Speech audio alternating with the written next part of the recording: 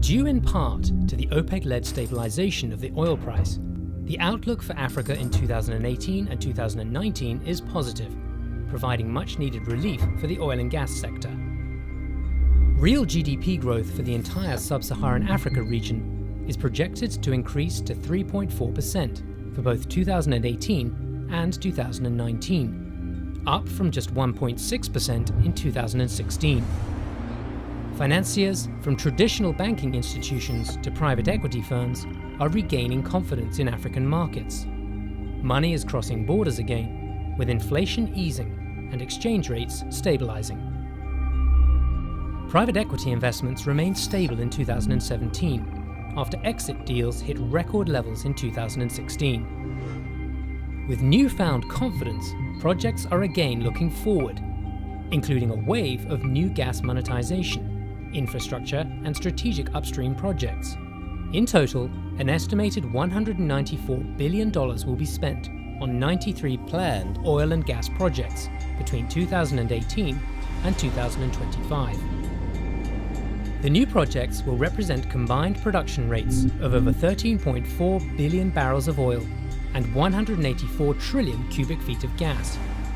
Though the financial sector is stabilizing fast, financing in Africa's energy space is still expected to be tight. Overall, funding for infrastructure projects in Africa fell 21% in 2016. Private sector funding fell 48%. 2017 also saw key financiers leaving the upstream market, including the World Bank and Norway's Sovereign Wealth Fund, potentially triggering other funds to leave upstream projects. Reserve-based lending is still on the decline, and project financing is highly competitive. Local funding capacity has also diminished. In Nigeria, where most local banks were overexposed after the oil price crash and inflation soared, lending rates are around 20%, compared to 5% or less globally. And areas with expensive offshore projects are still taking a hit.